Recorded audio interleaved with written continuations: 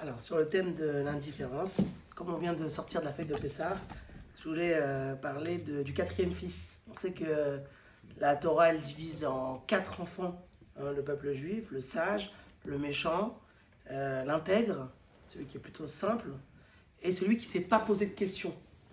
Donc là, dans le thème de l'indifférence, ce qui serait intéressant, c'est de développer celui qui ne s'est pas posé de questions, à qui il dit rien. Donc c'est à nous de lui faire sortir les choses et de l'amener vers le sujet de la sortie d'Égypte.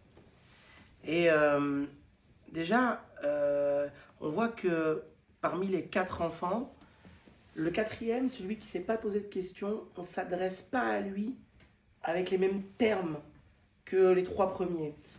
Dans les trois premiers, le sage, le méchant, l'intègre, on dit la Haggadah, donc qui est le livre qui raconte la sortie d'Égypte, qu'on lit le soir de Pessah, elle nous dit Émor lahem, dis-leur tel et tel enseignement, réponds-leur à tel et tel sujet.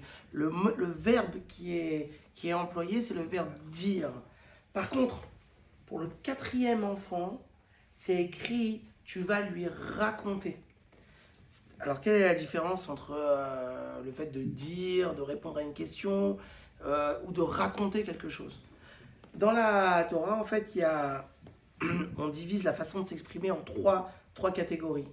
Il y a le fait de dire, ça c'est émor en hébreu. Il y a le fait de parler, ça c'est daber. Et il y a le fait de raconter qui est les haguid. Et en fait, ces trois façons de s'exprimer, ça correspond en réalité à trois niveaux différents. Lorsqu'on parle plutôt avec gentillesse, avec douceur, une diction qui est liée à l'attribut de la bonté, on utilise le mot émor, dire. Lorsque on parle plutôt avec rigueur, sévérité, alors là, le terme qui est employé dans la Torah, c'est plutôt daber, qui veut dire parler. Et lorsque on veut dévoiler un secret, quelque chose de profond, eh bien là, le terme, il est les haguid, qui veut dire raconter.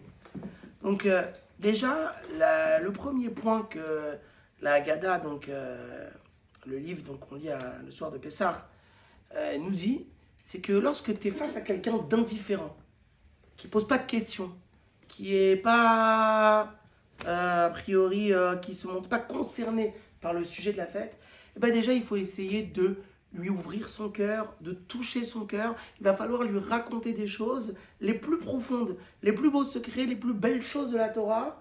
Eh bien, il va falloir que tu lui racontes pour justement lui faire quitter ce niveau faible, ce mauvais niveau dans lequel il se trouve, qui est lié à l'indifférence. Ça, c'est déjà un premier point.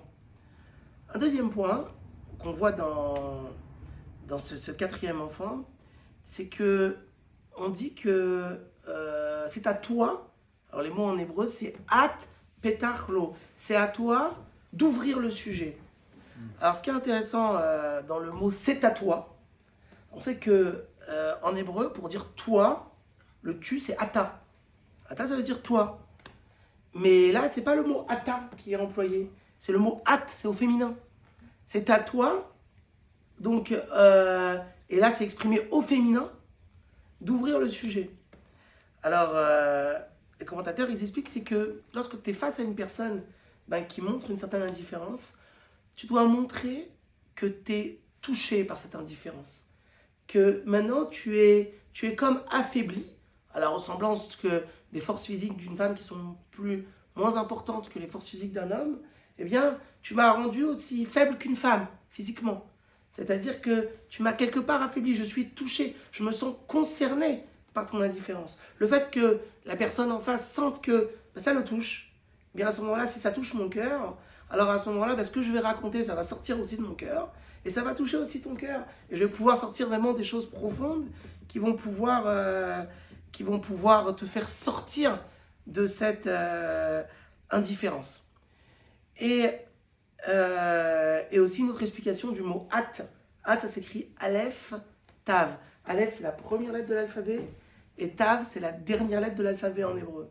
Donc ça veut dire que tu dois essayer de lui apprendre toute la Torah du début jusqu'à la fin. Tu dois t'investir pour absolument faire sortir cet enfant-là de cette indifférence. C'est d'ailleurs la raison pour laquelle il est placé en dernier dans les quatre fils.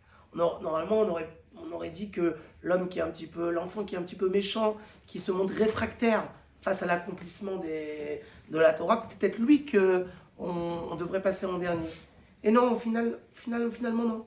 On voit que ce rachat, cet homme réfractaire, qui veut pas trop faire la fête et qui dit c'est quoi ce travail que vous faites, et lui il s'exclut de cela, il est placé en position numéro 2. Mais par contre celui qui est indifférent, il est placé vraiment à la fin, parce que c'est la plus mauvaise des qualités. Pourquoi? Parce que quelqu'un qui montre une certaine animosité, même si c'est dans le côté négatif, il y a toujours une possibilité de prendre une chaleur, une animosité qui est négative, mais après de la canaliser dans le positif. C'est-à-dire qu'il a de la vitalité. Il montre quelque chose, s'il n'est pas content, c'est que ça le touche quelque part. Et il montre son mécontentement. Et avec le temps, avec le travail, on va pouvoir utiliser cette vitalité, ce mouvement de vie qui est pour l'instant mal placé, mais on va pouvoir le mettre dans le bon côté. Alors que quelqu'un qui est indifférent, l'indifférence c'est un peu la mort, c'est la froideur. Et donc c'est un travail beaucoup plus difficile et qui demande de dévoiler des explications profondes pour toucher le plus profond de son cœur. Et d'ailleurs, comment on exprime ce quatrième enfant dans la Haggadah? On exprime de la façon comme suivante. Chez Eno, Yodéa, Lishol. Il ne sait pas poser des questions. Le mot c'est Yodéa. Yodéa, ça veut dire savoir.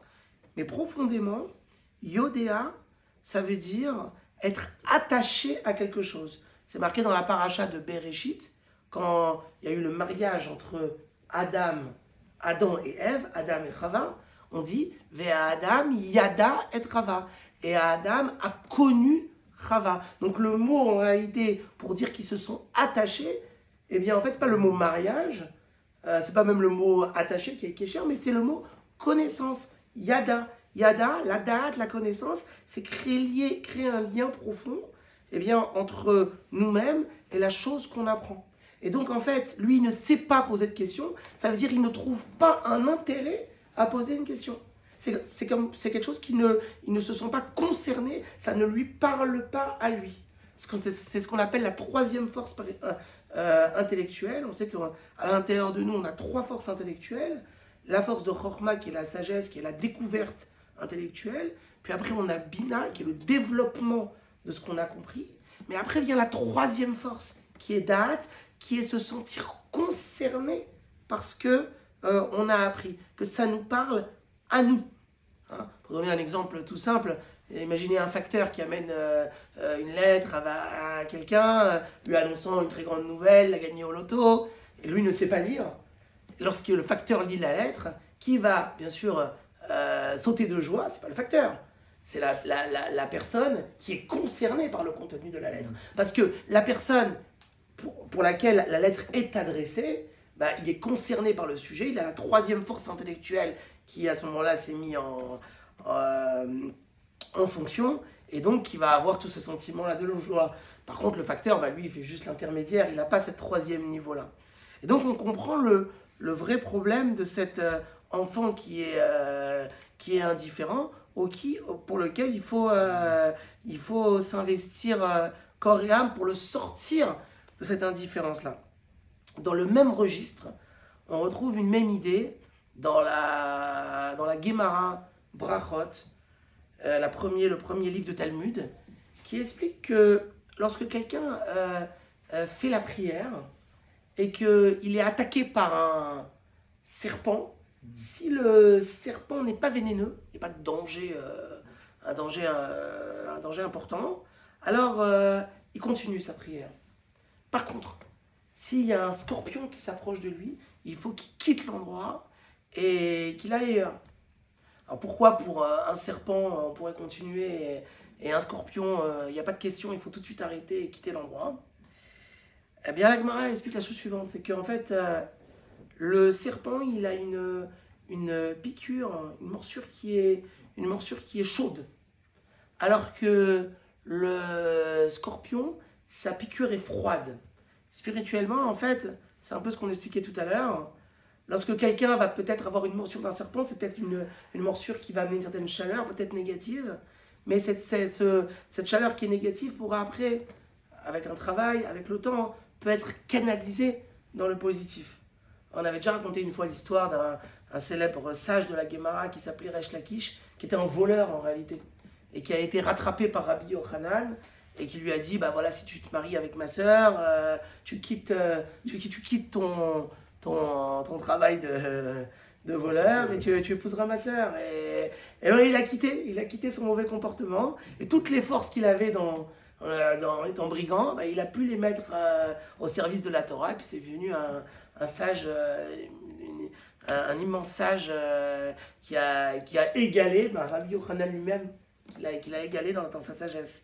Et donc on voit que lorsque il y a des fois quelque chose de négatif, eh bien, qui est empreint de chaleur, ça peut être après canalisé dans le positif. Par contre la piqûre du scorpion, elle est froide. Et la froideur, ça c'est quelque chose donc ça représente l'indifférence. C'est quelque chose pour lequel il faut s'éloigner à l'extrême.